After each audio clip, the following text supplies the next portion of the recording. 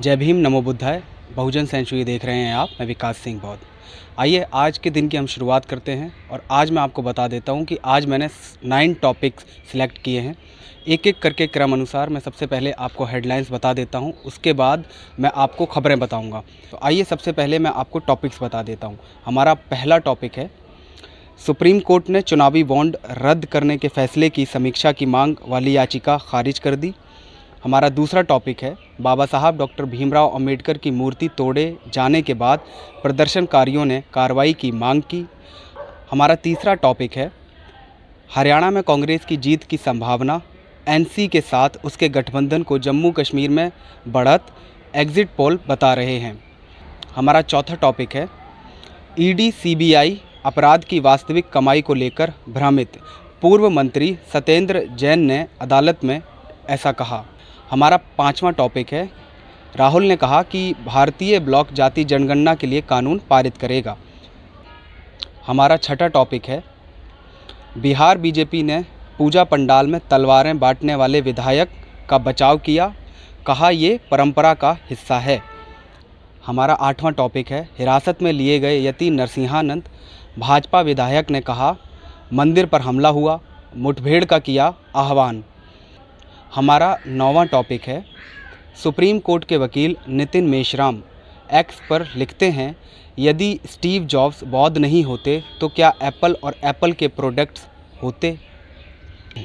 इन 9 topics के अलावा मैं यह भी बताऊंगा कि बहुजनों के साथ देश में किस तरह का व्यवहार हो रहा है, लेकिन उसको जानने के लिए आपको वीडियो के अंत तक देखना होगा, क्योंकि वह मैं आखिरी में बताऊंगा। चलिए अब हम वापस आते हैं अपने सबसे पहले टॉपिक पर और मैं पूरी खबर आपको बताता हूं। इंडियन एक्सप्रेस न्यूज़पेपर के 8वें पेज पर छपी खबर के अनुसार, सुप्रीम कोर्ट ने चुनावी बॉन्ड योजना पर रोक लगाने वाले अपने 15 फरवरी 2024 के फैसले की समीक्षा की मांग करने वाली याचिका खारिज कर दी है।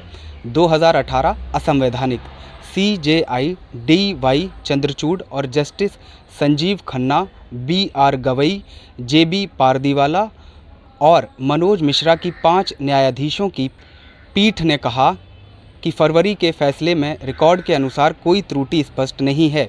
समीक्षा याचिकाओं को खुली अदालत में सूचीबद्ध करने का आवेदन खारिज किया जाता है। समीक्षा याचिकाओं पर गौर करने के बाद रिकॉर्ड में कोई त्रुटि नज़र नहीं आती। सुप्रीम कोर्ट के आदेश XLVII नियम के तहत समीक्षा का कोई मामला नहीं है।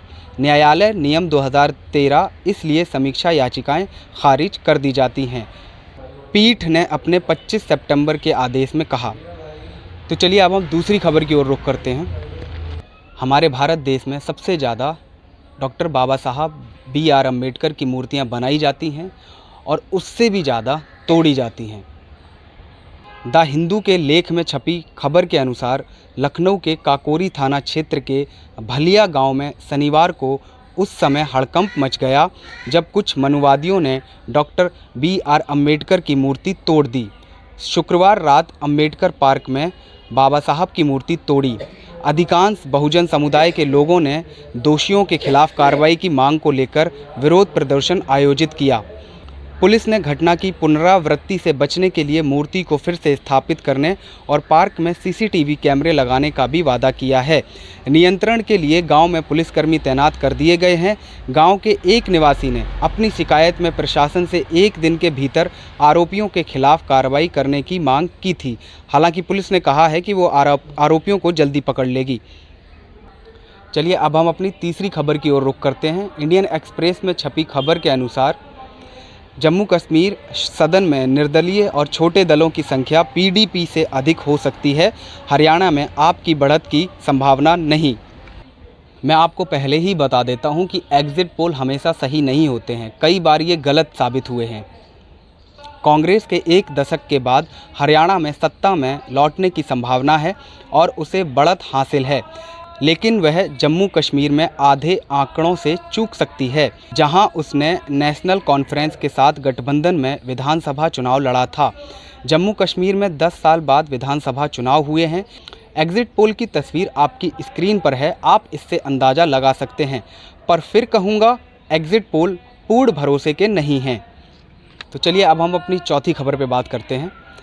इंडियन एक्सप्रेस के आर्टिकल के अनुसार अपने खिलाफ मनी लॉन्ड्रिंग मामले में नियमित जमानत की मांग करते हुए आपके पूर्व मंत्री सत्येंद्र जैन ने शनिवार को दिल्ली की एक अदालत के समक्ष कहा है कि केंद्रीय जांच ब्यूरो CBI और प्रवर्तन निर्देशालय ED वास्तविक आय के बारे में भ्रमित है।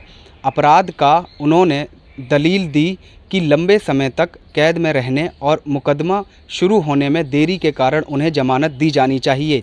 ED केवल उस हिस्से की जांच कर सकती है जिसे CBI अपराध की आय अनुसूचित अपराध के रूप में बताती है। CBI के अनुसार 1.27 करोड़ रुपए अपराध की आय है, जबकि ED का कहना है कि यह 4.68 करोड़ रुपए हैं। जैन के वकील वरिष्ठ अधिवक्ता N हरिजन ने राउज एवेन्यू कोर्ट के विशेष न्यायाधीश विशाल गोगने को बताया कि जैन को मई 2022 में ED ने गिरफ्तार किया था। वे अभी भी न्यायिक हिरासत में हैं। हरिजन ने कहा कि चूंकि ED के पास अपराध की बढ़ी हुई मात्रा की जांच करने की छूट नहीं है, इसलिए उन्होंने अपनी राय वापस CBI को भेज दी। अब CBI कह रही है कि वे मामले को दोबारा जांच करेंगे। हरिहरन ने कहा कि मामले में 108 गवाह थे और 5000 से अधिक पृष्ठों के दस्तावेज थे। उन्होंने कहा, मनीष सिसोदिया PMLA मामला जिसमें कड़ी शर्तों के बावजूद जमानत दी गई है के बाद फैसले आए हैं। जैन ने 8 महीने हिरासत में बिताए हैं, मनीष ने 17 महीने हिरासत में बिताए हैं। जैन का विरोध करते हुए ED के विशेष वकील जोहेब हुसैन ने कहा, अगर आरोपी सहयोगात्मक रहे होते तो हम मुकदमे के उन्नत चरण में होते। जैन ने खुद आरोप पर दलीलें टालने के लिए एक आवेदन दायर किया था। चलिए अब मैं आपको 5वीं खबर बताता हूँ। राहुल गांधी का कहना है, दुनिया की कोई ताकत जाति गणना करने से नहीं रोक सकती। भाजपा RSS पर खूब बरसे राहुल गांधी। महाराष्ट्र के कोल्हापुर में आयोजित संविधान सम्मान समारोह में उन्होंने कहा कि मैं जो कहता हूं उसका मतलब है कि दुनिया की कोई ताकत हमें लोगों को उनका हक देने से नहीं रोक सकती। प्रधानमंत्री हमें नहीं रोक सकते। प्रधानमंत्री नरेंद्र मोदी हमें लोकसभा और राज्यसभा में आरक्षण पर 50% की सीमा हटाने से नहीं रोक सकते। चलिए अब मैं आपको 6ठी खबर बताता हूँ। भाजपा के सीतामढ़ी विधायक मिथिलेश कुमार ने अपने निर्वाचन क्षेत्र के दुर्गा पूजा पंडालों में तलवारें बांटकर बिहार में राजनीतिक विवाद पैदा कर दिया है, जबकि विपक्षी राष्ट्रीय जनता दल और कांग्रेस ने इसे एक उत्तेजक कृत्य बताया है जो हिंसा भड़का सकता है। चलिए अब मैं आपको बताता हूं कि भाजपा नेता इस बयान का बचाव करते हुए क्या कहते हैं। वे कहते हैं, इसमें कुछ भी गलत नहीं है। एक वायरल वीडियो में कथित तौर पर कुमार को हर पंडाल में रामायण की प्रतियां और एक तलवार बांटते देखा गया था। विधायक ने मीडिया से कहा, दुर्गा पूजा के दौरान शस्त्र पूजा करना हमारी धार्मिक परंपरा का हिस्सा रहा है।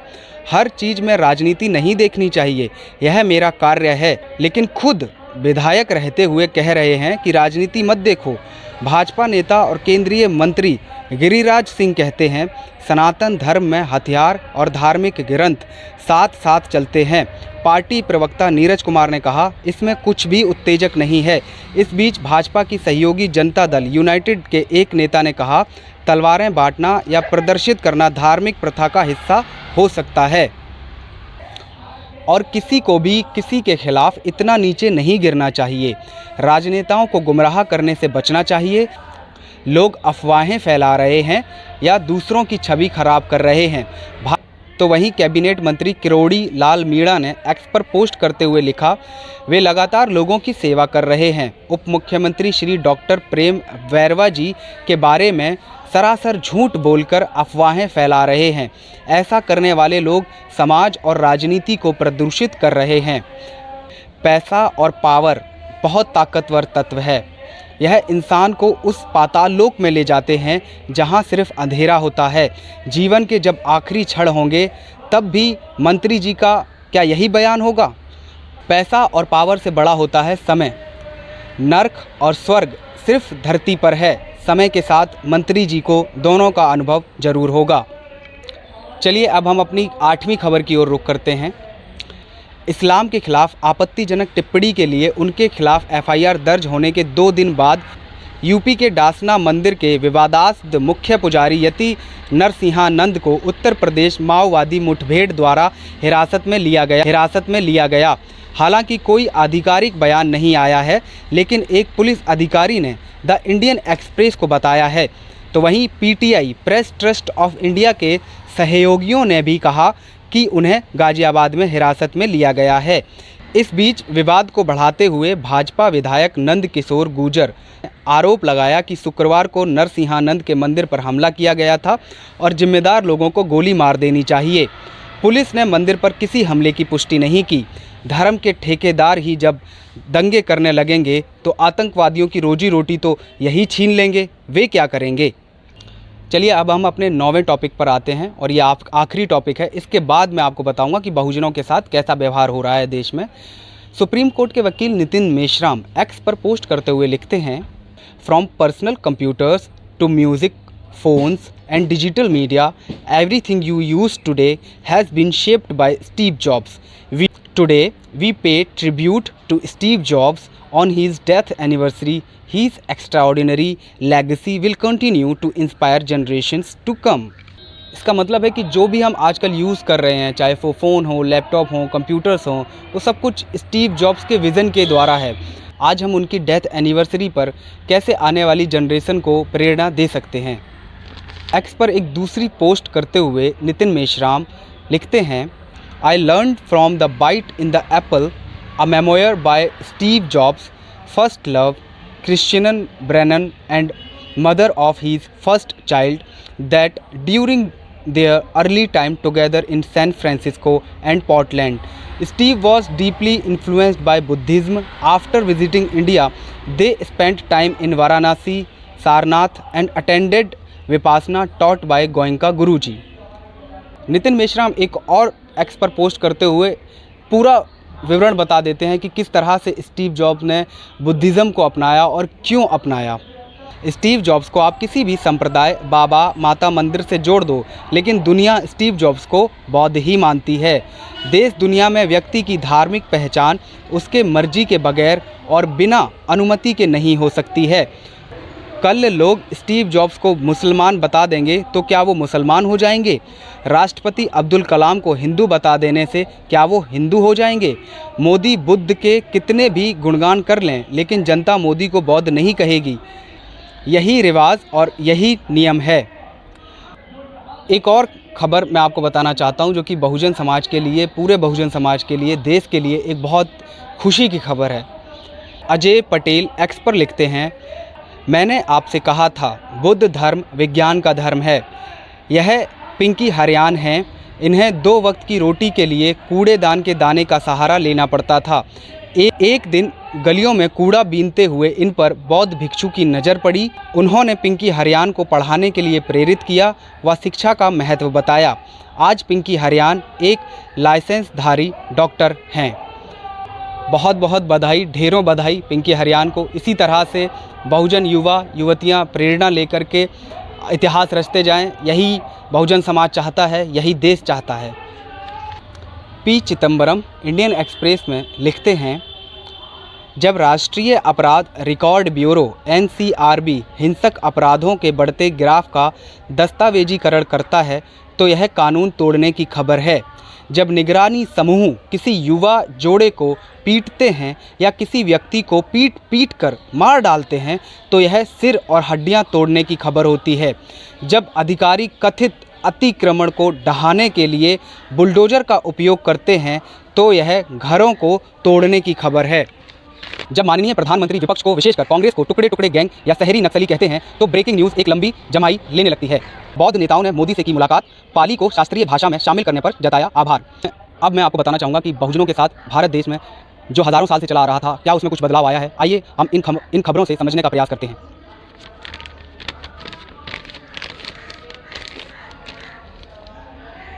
पहली खबर, मध्य प्रदेश में बहुजन युवक का मुंह काला कर जुलूस निकालने का वीडियो वायरल हुआ। क्रांति कुमार एक्स पर पोस्ट करते हुए लिखते हैं, बिहार में नीतीश कुमार का शासन है या केवल भूमिहार ब्राह्मणों का शासन है? केवल नाम के लिए सीएम नीतीश कुमार हैं, असल में सत्ता पर बीजेपी का कब्ज़ा है और जहां बीजेपी शासन में होती है वहां जातीय हिंसा और भेदभाव में इजाफा हो जाता है। पिछड़े समाज के छात्र नौजवानों को बंदूक की नोक पर अगवा किया जा रहा है, बेरहमी से पीटा जा रहा है। बिहार में जंगलराज है। इस प्रकार की घटना बिहार के प्रतिष्ठित पटना विश्वविद्यालय में हुई है। पुलिस को पहुंचने में 5 घंटे से अधिक लग गए। आज अमन लाल जिंदगी और मौत के बीच में जूझ रहे हैं। ASP chief Chandrashekhar Azad x पर लिखते हैं, उत्तर प्रदेश के जिला मथुरा के फरह थाना क्षेत्र में 19 सितंबर की रात को दलित युवक महाराज सिंह को घर से बुलाकर ले जाया गया और अगले दिन 20 सितंबर की सुबह बलदेव थाना पुलिस द्वारा परिजनों को बताया गया कि महाराज सिंह की हत्या हो गई है। हत्यारोपियों द्वारा थाना फरह में 20 सितंबर की शाम 5:27 पर मृतक के खिलाफ लूट का मामला दर्ज करवाया गया और सबूतों से छेड़छाड़ की गई। पुलिस भी मृतक के परिजनों को धमका रही है। डीजीपी यूपी मामले की उच्च स्तरीय जांच कराएं और मामले में लिप्त लोगों के खिलाफ सख्त कार्रवाई करें। अगर आप गरीब हैं तभी आपके साथ ऐसी घटनाएं घटती हैं। अमीरों के साथ ऐसी घटनाएं बहुत कम घटने को देखी जाती हैं। मेरा यही मानना है कि ये घटनाएं हमेशा घटती रहेंगी, कभी ख़त्म नहीं हो सकती, क्योंकि जिस सोच के ख़िलाफ़ हम लड़ रहे हैं, बाबा साहब लड़ रहे थे, गौतम बुद्ध लड़े, ज्योतिराव फुले लड़े, तो ये सोच बहुत भयंकर है। हज़ारों साल पुरानी प्रथा है, ये एकदम से नष्ट नहीं हो सकती। हाँ, लेकिन इसको नष्ट किया जा सकता है। इसका एक रास्ता है, रास्ता वही है शिक्षा, पैसा और पावर। ये तीनों चीज़ें आपको चाहिए, तभी आप इस देश में सर उठा कर के जीत पाएंगे। इस रिपोर्ट में सिर्फ इतना ही। आपने मुझे इतने प्यार और स्नेह से सुना, उसके लिए धन्यवाद।